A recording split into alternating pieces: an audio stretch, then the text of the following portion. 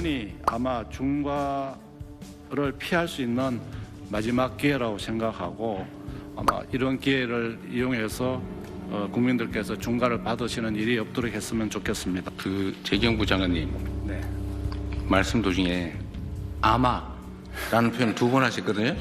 네. 아마 없습니다. 아마 없습니다. 알겠습니다. 확실하게 들어가자. 네, 알겠습니다.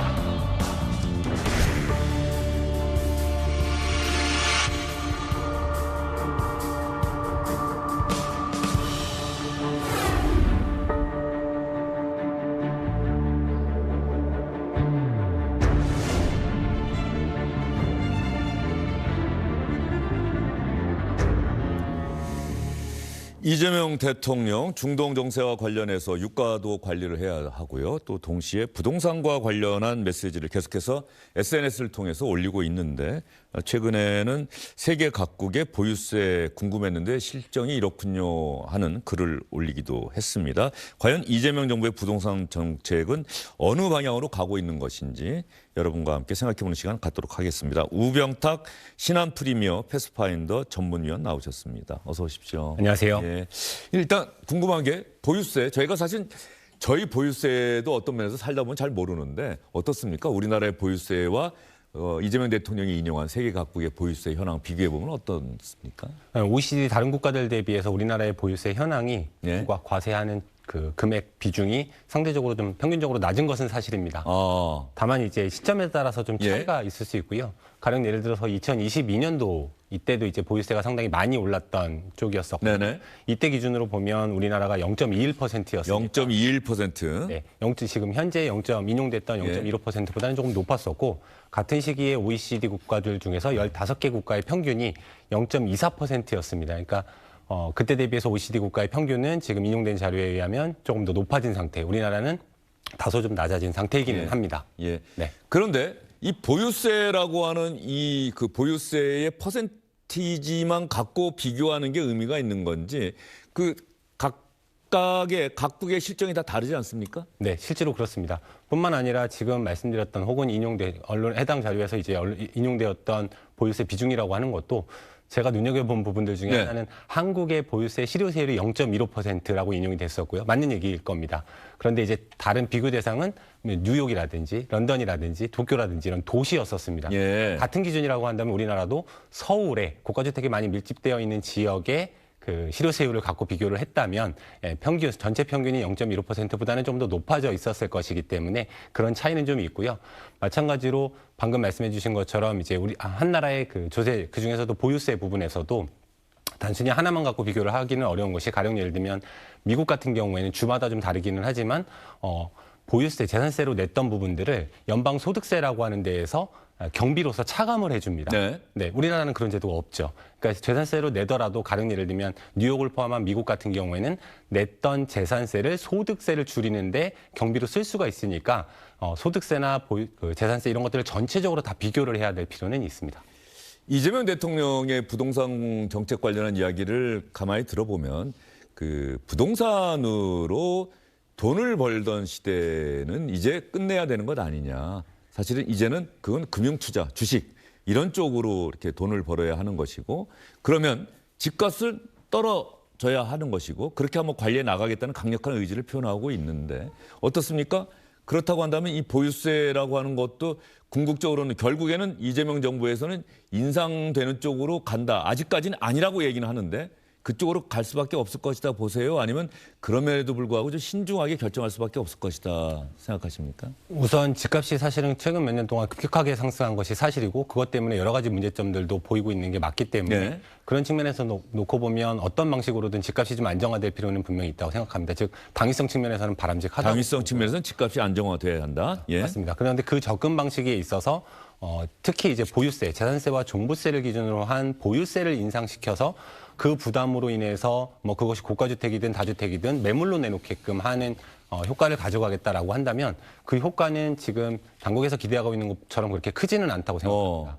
왜냐하면 보유세라고 하는 거의 기본적인 구조상 어떤 규모의 집이든지 간에 집값의 상당히 낮은 비율, 왜냐하면 매년 반복적으로 부과되는 것이기 때문에 무한정 높게 올릴 수는 없는 거고, 그리고 이제 현재 수준이 말씀드린 것처럼 굉장히 낮은 수준에 있다고 다른 국가들에 비해서 낮은 수준으로 있다고 하더라도 이것을 한꺼번에 몇 년 안에 올리는 것도 바람직하지도 않고 가능하지도 않은 측면이 있기 때문에 충분히 좀 긴 시간을 들여서 올리는 부분이 필요하다고 생각이 됩니다. 긴 시간이라고 한다면은 뭐 이재명 정부 임기가 이제 한 4년 정도 더 남았을 텐데 뭐 이재명 정부 아니면 그 다음 정부까지 좀 장기적으로 예측 가능하게 좀 토론을 해서 결정해야 된다는 그런 말씀이세요? 정확히 맞습니다. 그러니까 그 특정 정권의 그 남아있는 임기 동안의 문제로 정리될 수 있는 문제가 아니라고 보여지고요. 그렇게 말씀드릴 수 있는 이유 중에 하나가 지금 그 보유세라든지 아니면 보유세의 기초가 되는 공시가격이라고 하는 것이 시세 대비해서 좀 많이 차이가 나는 게 사실입니다. 그러니까 집값은 되게 비싼데 네.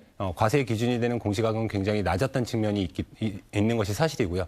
다만 이렇게 된 데에는 굉장히 오랜 기간 동안 뭐 가령 예를 들어서 4, 50년 이상의 기간에 걸치는 동안 꾸준히 그게 괴리가 생겨왔던 것인데 이것이 비정상이라고 해서 예를 들면 내년까지 혹은 내후년까지 한꺼번에 바꾸려고 한다면 거기서 생기는 국민 납세자들의 조세 저항이라든지 아니면 생각할 수 없는 뭐 부작용들이 많이 생길 수밖에 없기 때문에 네. 적어도 지금 정권의 임기와도 상관없이 좀 더 긴 안목을 가지고 올리되 좀 어느 시기가 가장 사회적으로 부작용이 적은지에 대한 논의를 할 필요가 있다고 생각됩니다. 부동산 정책은 사실 역대 정부가 그 어떤 정책보다도 신경 써서 중점을 두고 뭔가 추진을 하는데 의도대로 잘 되지 않는 그런 경우가 좀 많았던 것 같아요. 네. 이재명 정부는 다를 것이다라고 이야기를 이재명 대통령이 많이 하고 있는데 일단 다주택자 중과 유예 이거는 반드시 5월에 끝내겠다는 거 아니겠습니까? 네, 맞습니다. 그 다음 상황 그러면 어떻게 될까요? 현재 시장 상황에서 예측할 수 있는 것은 분명히 그 대통령의 워딩을 포함한 그런 시그널을 통해서 알고 계시는 것처럼 종전보다 그 워딩 이전보다 매물이 확실하게 급매 형태로 가격을 낮춰서 나오고 있는 것이 사실입니다. 그러니까 주택을 여러 채 갖고 있는 사람들이 지금 집을 내놓기 시작했다? 뭐 이렇게 봐도 된다? 실제로 예. 지표가 그렇게 나오고 예. 있고요. 다만 이것이 역설적으로 가리키는 부분들 중에 하나는 그러한 정책, 양도세 중과 유예 종료라고 하는 정책에 의해서 나온 것이기 때문에 반대로 그 중과 유예 종료가 이제 시행이 돼서 말씀하신 5월 9일 실제로는 토지거래 허가를 받는 기간까지를 감안하면 한 4월 중순 정도까지는 그것이 돼야 될 텐데요. 네. 4월 중순이 지나게 되면 눈에 띄게 지금 급매로 나와 있는 물건들 중에서 아직 팔리지 못한 물건들은 회수가 될 수밖에는 없습니다. 즉 가격이 떨어지는 속도가 다시 줄어들 수밖에 없는 것은 정책적으로 명확 완화해 버립니다. 그러니까 그 이후에 추가적으로 가격을 더 안정시키기 위해서는 거기에 이제 보유세가 한 축이 될 수는 있겠지만 말씀드린 것처럼 그렇게 큰 효과는 없기 때문에 다른 가령 예를 들면 1주택에 대한 비과세 뭐 언급됐던 축소라든지 혹은 그 외에 다른 법안들이 더 나오지 않는 한은 5월 9일 이후에는 가격이 다시 올라갈 가능성이 좀 높다고 보고 있습니다. 오히려. 네. 예, 이게 참 부동산 정책이 그래서 어려운 거겠네요. 그리고 이 집이라고 하는 게 집을 갖고 있지 않은 사람들은 어떻게 해서든 집을 한 채라도 내가 좀 사서 안정적으로 내가 살아야겠다라고 하는 생각을 갖고 있는 것이고 또 집을 갖고 있더라도 집이 싼 지역에 갖고 있는 분들이 있고 비싼 데에 갖고 계시는 분들이 있고 또 아까 얘기한 것처럼 그런 집을 여러 채 갖고 계신 분도 있고 각자의 위치에 따라서 이걸 바라보는 관점은 다른데 네. 그 얼마 전에 얘기한 것 중에 하나가 보면 이른바 똘똘한 한 채. 여태까지는 그 똘똘한 한 채는 조금 집값이 비싸더라도 그 중과의 대상이 되지 않을 것이다. 뭐 이런 게 그동안의 그 부동산 정책의 그 뭐 일관된 방향이었는데 네. 이재명 정부는 좀 달라질 것이다라고 하는 또 신호가 있지 않았습니까? 맞습니까? 네, 기본적으로 그거에 대한 언급들도 분명히 있었습니다. 예. 1주택이라고 하더라도 초고가인 경우에는 혹은 차익이 큰 경우에는 혹은 거주하지 않고 보유기간만 길었던 경우에는 거기서 받을 수 있는 혜택 부분들을 좀 줄이는 것이 맞지 않겠냐라는 얘기가 있었습니다. 예.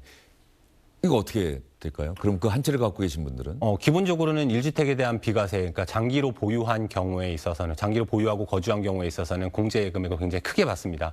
현재 이제 80%의 장기 보유 특별공제라고 하는 부분이 그 부분인데요. 쉽게 얘기하면 이익이 난 부분에 대해서 설사 과세를 한다고 하더라도 80%는 덜어내고 나머지 20%만 과세하는 구조라고 쉽게 이해하시면 되는데요.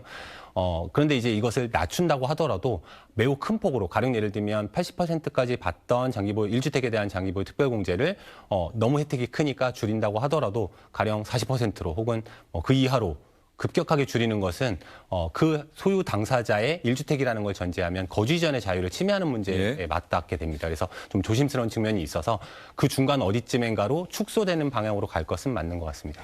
그리고 사실 부동산 문제 이야기하고 집값 얘기하다 보면은 이게 이른바 실거래가와 그리고 공시지가인가요? 네. 예, 이 어떤 그 괴리 때문에 네. 그러니까 우리 저 고위공무원들 저 재산 신고할 때 보면은 왜 저것뿐이 안 되지? 되지? 실제로는 네. 훨씬 비쌀 텐데 네. 이 공시지가 현실화도 상당히 부동산 정책에 있어서는 좀 중요한 부분 아닙니까? 어떻습니까? 네, 가장 중요한 부분이라고 생각됩니다. 아까 말씀드린 것처럼 시세와 공시가격 사이의 괴리가 많이 졌기 때문에 즉 시세는 굉장히 비싼데 공시가격은 여전히 많이 높여왔지만 그럼에도 불구하고 여전히 낮기 때문에 차이가 크기 때문에 재산세나 종부세가 저거밖에 안 나오는가라는 곳으로 가기 때문에 결국 이 공시가격 현실화율 작년하고 올해에 이어서는 계속 재작년하고 작년에 이어서 예. 동결이 됐습니다만 이것을 꾸준하게 시세에 좀 근접하도록 올려가는 작업이 분명히 필요하다고 생각하고요.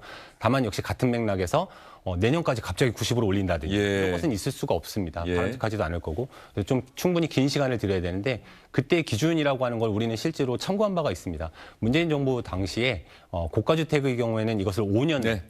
하기로 했고 그다음에 중가 정도에는 7년, 그다음에 10년이었었거든요. 근데 그때도 반발이 일어났습니다. 다시 얘기하면 5년, 7년, 10년보다는 조금 더 긴 기간을 가지고 조금씩 높여가는 부분이 필요해 보입니다. 알겠습니다. 우병탁 전문위원 설명 들으시면서 많은 분들이 아하 그렇구나라고 고개를 끄덕였을 것 같은데 다음에 또 부동산 정책이 큰 이슈가 될 때 또 한번 저희가 모셔서 자세한 내용 듣도록 하겠습니다. 오늘 말씀 잘 들었습니다. 네, 고맙습니다.